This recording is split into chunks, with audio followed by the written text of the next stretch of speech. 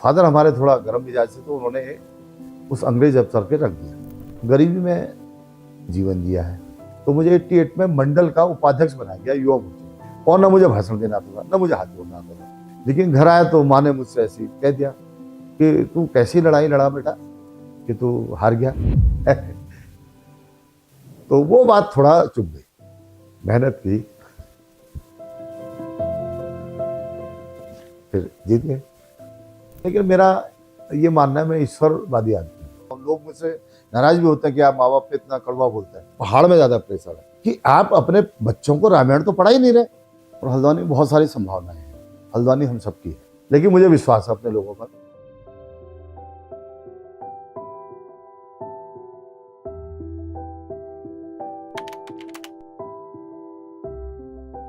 मेरे father actually driver थे forest में, और अंग्रेजों की जीप चलाया करते थे। अंग्रेजों के जो अधिकारी होते थे, तो बरेली में पोस्टेड थे। तो किसी एक, वो स्वतंत्रता सेनानी तो नहीं रहे, लेकिन किसी एक बात पर उनका बहस हुई किसी व्यक्ति की, एक उनके जो अधिकारी थे उससे।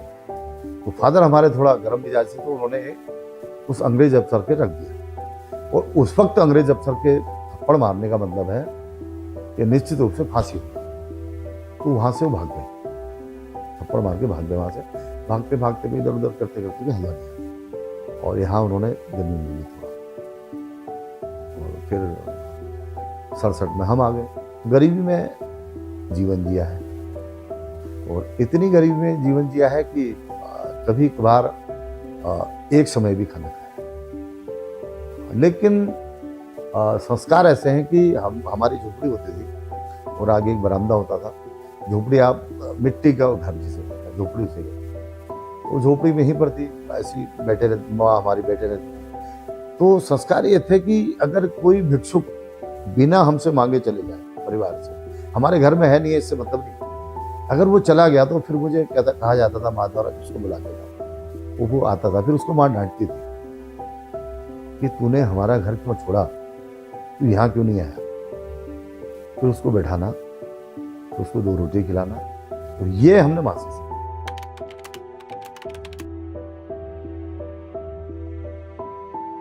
हमारे पिताजी जनसंघी थे, जनसंघी नेता नहीं थे, जनसंघी वोटर थे।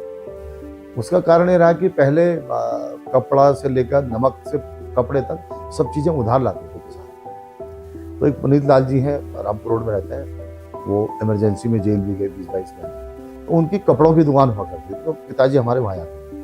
तो पुनीत लाल जी से वो इन्फ्लुएंस होके जनसंघ को वोट देते।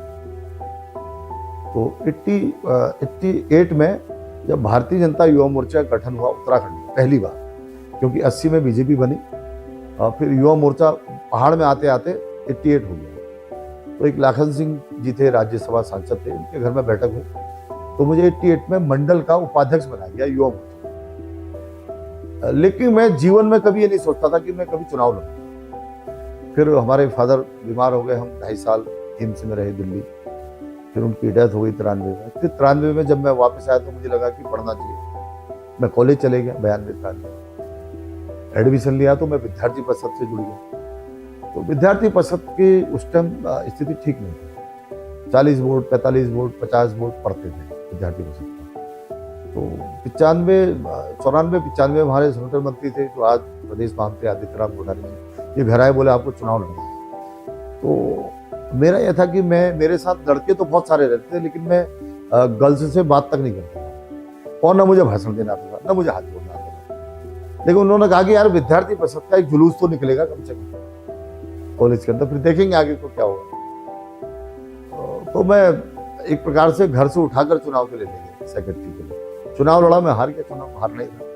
400-500 वोट मिले। पहली बार विद्यार्थी परिषद को 500 के आसपास वोट मिला। घर आया तो माँ ने मुझसे ऐसी कह दिया कि तू कैसी लड़ाई लड़ा बेटा कि तू हार गया। तो वो बात थोड़ा चुप गई।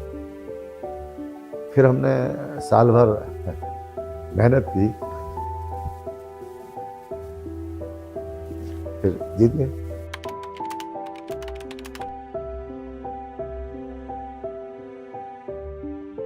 मैं पढ़ाई में, कॉलेज में भी कमजोर रहा, पढ़ाई में मेरा मन नहीं लगता।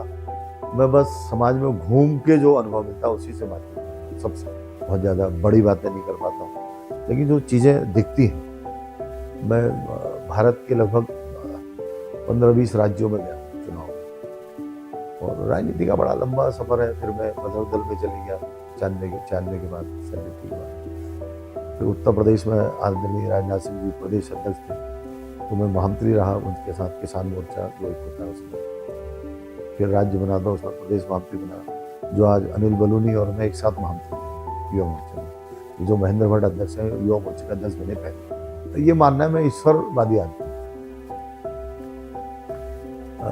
हमारी माँ कहती थी कि भाई ईश्वर पर आस्था रखोगे तो आपको कुछ ना कुछ देगा जरूर, और आप ईमानदारी से काम करोगे तो कभी ना कभी आपको चीज़ें मिलेंगी। और हमारे पिताजी कहा करते थे कि अगर आपको कालड़ूंगी चौराहे जाना है तो आप दौड़ के मत जाओ, धीरे धीरे जाओ।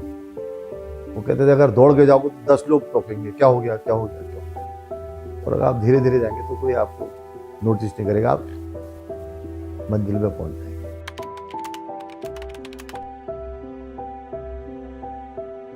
हल्द्वानी 1942 में पहली बार शहर बना, जिसे हम म्यूनिसिपैलिटी कहते हैं, और तब से लगातार प्रगति की ओर है। और हल्द्वानी में बहुत सारी संभावनाएं हैं जिसके लिए मैं काम भी कर रहा हूँ, लेकिन थोड़ा सा व्यवस्थित सा मुझे हल्द्वानी लगता है, और जिसे व्यवस्थित करने की हम प्रयास कर रहे हैं उसमें बहुत हद तक हम सफल भी हुए हैं। और व्यवस्थित करने के लिए पहले उनको सुविधाएं देना और उसके बाद व्यवस्थित करना, तो ये मेरा रहा है। तो इसलिए मैंने अभी जो हमारे अधिकारी हैं तो उनसे कहा भी है कि पहले हम जिन लोगों को बातचीत कर रहे हैं उनके लिए पहले व्यवस्थाएं बनाना, फिर उसके बाद चीज़ों को करना। जैसे हम बाहर जाते हैं किसी बड़े शहर में या किसी अन्य शहर में, गेस्ट बन के जाता है, तो वहाँ लोग कहते हैं चलो आज वहाँ चलते हैं, आज वहाँ चलते हैं। ऐसा भी हल्द्वानी में कोई स्थान नहीं। तो गवर्नमेंट से हमने कहा कि एक साइंस पार्क हमको दिया जाए, बच्चे जहाँ जाएँ वहाँ नॉलेज गेन करें। इसी प्रकार घंटाघर की स्थापना करना, इसी प्रकार कोई अच्छा ऐसी, अभी लोगों से मैंने सुझाव भी मांगे हैं, कोई ऐसा स्थान जहाँ पर लोग घूमने भी जा सकते हैं, उठ बैठ सकें। और सबसे बड़ी बात मैं चाहता हूँ कि हल्द्वानी में 8 बजे के बाद भी रात्रि हमारी बेटियाँ निर्भय होकर घूम सकें, ऐसा माहौल बनाना, ये हमारी प्राथमिकता में है। बरसात से पहले हम चाहते हैं कि नालियाँ साफ हो जाएं, सड़कें साफ हो जाएं। उसका हम 1 महीना तक हम उसको चलाने वाले हैं।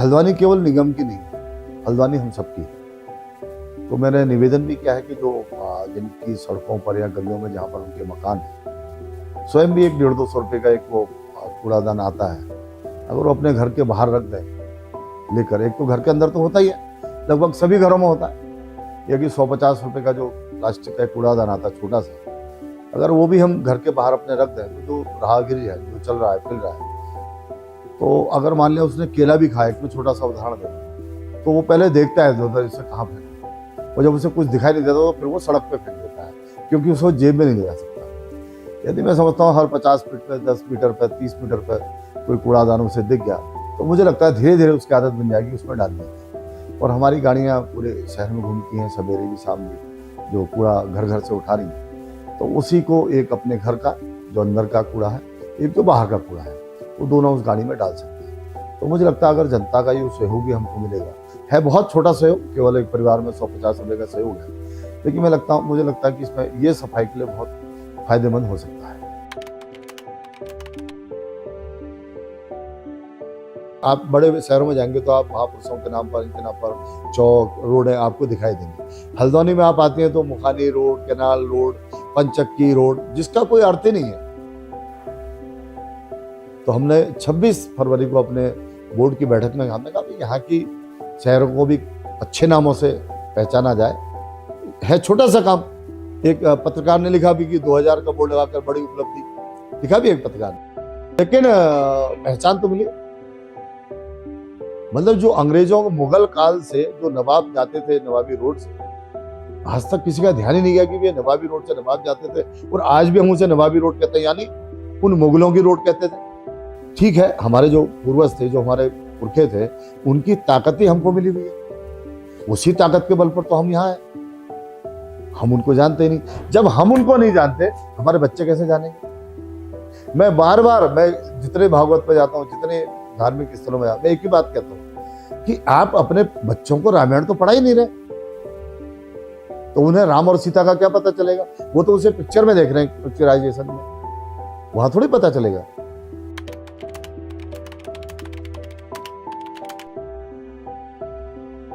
लगभग 15-20 वर्षों से जो परिवार का जो कल्चर चेंज हुआ है, हम दोस्त तो दे रहे हैं बच्चों को कि बच्चे आज बिगड़ रहे हैं, आज विदेशी में जा रहे हैं, आज इधर जा रहे हैं, आज उधर जा रहे हैं। 15-20 साल से जो परिवार का जो कल्चर चेंज हुआ है, उसी का नतीजा, क्योंकि हर कोई चीज आज ही नहीं दिखती है। अगर आज कोई खराब चीज होनी है, मान लिया किसी लोहे में जंग में लगना है, तो 2 साल बाद पता चलता है कि इसमें जंग लग गया है।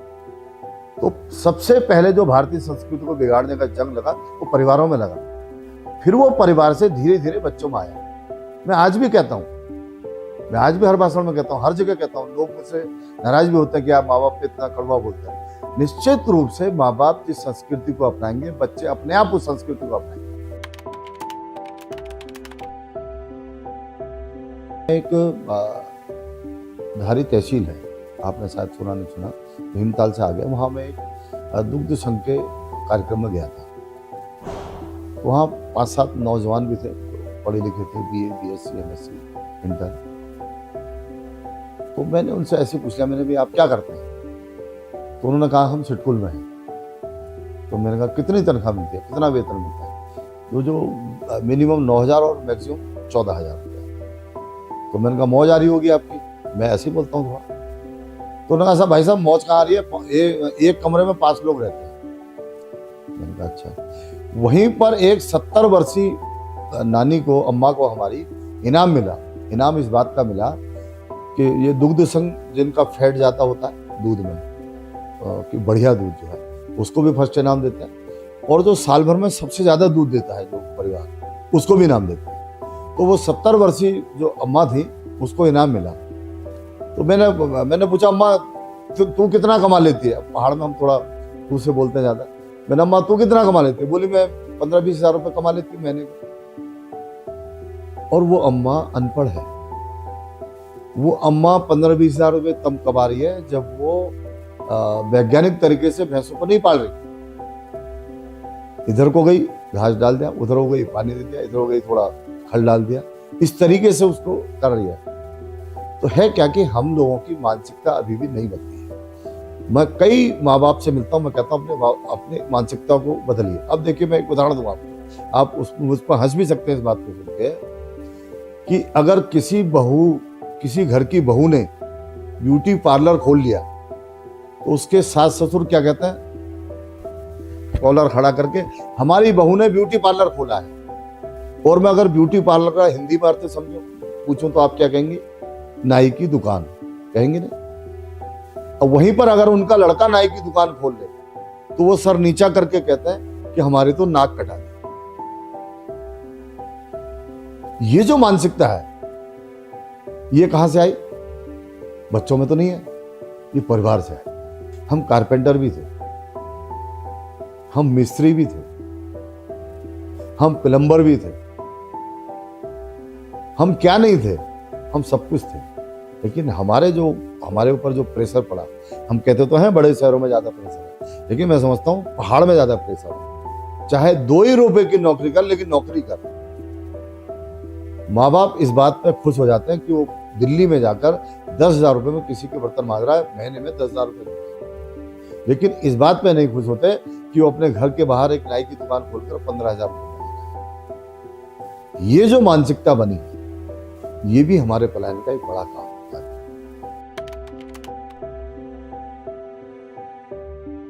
हम मूल रूप से किसान हैं। जो पर्वतीय समाज है किसान है, और पर्वतीय समाज रहता था वो 10 नाली में, 20 नाली में, 25 नाली में। उसकी आवश्यकताएं कम थी। उसी जमीन को जोत कर, खेत कर, करके, काट के वो कमाता था और अपना परिवार को पालता था। ये हम सबको पता है। हमारी आवश्यकताएं बढ़ी, लेकिन जमीन हमारी उतनी ही रही, उसमें भी उपज कम होती रही। उस पर न किसानों ने ध्यान दिया, न सरकार ने। फिर पर्यावरण बदलने से क्या हुआ? पहले क्या है कि समय पर बारिश हो जाती थी, समय पर सारी चीजें होती तो हमारे फल वगैरह बिकते थे। आप ये समझिए कि रामगढ़ का आड़ू, आप बिलीव नहीं करेंगे, यहां से लेके ऑस्ट्रेलिया अमेरिका तक प्रसिद्ध है, आप विश्वास नहीं करेंगे। और उसकी डिमांड है। जिस छोटे से चाय की दुकान को हम आज चाय लोग तक ले आए, लोग छोटी सी चाय की टपरी को चाय लोग तक आ गए ना, हम उस कृषि को यहां तक नहीं लाए। मैं जब मंडी परिषद का चेयरमैन बना तो एक कोई व्यापारी आए लखनऊ के, उन्होंने कहा कि हमको मड़ुआ चाहिए। तो हमने कहा क्या रेट लेते हैं आप ऐसी? तो बोले हम 30-35 रुपए किलो ले लेंगे। और मुझे ये जानकारी थी कि जो हमारा मड़ुआ है वो 9-10 रुपए किलो पहाड़ में मिलता है। तो मैंने अपने एमडी को बोला, हमने साहब इसकी एमएसपी तैयार करो आप मड़ुए की। तो उन्होंने साहब आप एमएसपी तैयार नहीं कर सकते हमसे, वो सरकार का काम है। फिर मुझे मैंने मैंने हम मंडी, हम तो चेयरमैन है केवल, हम तो सरकार का हजारों हिस्सा है। फिर मैंने कहा कि इसकी कीमत तो हम बढ़ा सकते हैं। तो उन्होंने कहा कैसे बढ़ेगी? मैंने ऐसे बढ़ेगी, अगली बार जब मड़ुआ मार्केट में आने वाला होगा तो 1 महीने पहले मुझे बताना। और जब अगली बार मड़ुआ मार्केट में आने वाला था, 1 माह पूर्व हमने 117 स्थानों पर अपने स्टॉल लगाए पहाड़ में मंडी के, और हमने कहा कि मड़ुआ हम 31 रुपए किलो खरीदेंगे। और हमने 1,75,00,000 का मड़ुआ पहाड़ से खरीदा। अगली बार हमको 1 किलो भी मड़ुआ नहीं मिला। उसका कारण यह था कि जब हमने 31 रुपए खरीदा तो जो बाहर के व्यापारी थे वो 35 और 40 रुपए खरीदे। उनका नहीं तो मंडी खरीद लेगी। मुझे विश्वास है अपने लोगों पर, हमारे जो अपने लोग हैं, यहाँ के जनता है, यहाँ के जो आम लोग हैं, उनके पुरुषत्व पर, उनके कर्मठता पर विश्वास है, जो कुछ ना कुछ करेंगे। अब देखो ना, अभी रिजल्ट दे दिया उन्होंने इस बार राष्ट्रीय खेलों में, 1 साल के अंदर रिजल्ट दे दिया। जरा सा उनको धामी जी ने सहायता की, थोड़ा सा सहयोग किया, उन्होंने रिजल्ट दे दिया। यानी इस बात से आप ये समझ सकते हैं कि आप यहाँ के लोगों को थोड़ा सा भी सहयोग करेंगे तो वो बड़ा रिजल्ट आपको दे सकते हैं। हम 27 से 7 पर आ गए। ये बड़ी, हम देखने को हम खेल है वो, लेकिन ये बड़ी अचीवमेंट है। तो ये ताकत मुझे एहसास दिलाती है, ये ताकत मुझे विश्वास दिलाती है कि उत्तराखंड के जो युवा हैं उनमें बहुत ताकत है, वो कुछ भी कर सकते हैं अगर उनको सहयोग मिला। मैं आपके माध्यम से उत्तरांचल द्वीप को भी बधाई देता हूँ, धन्यवाद देता हूँ। आपको भी धन्यवाद देता हूँ कि आप उत्तराखंड के लिए इतनी चिंता कर रहे हैं।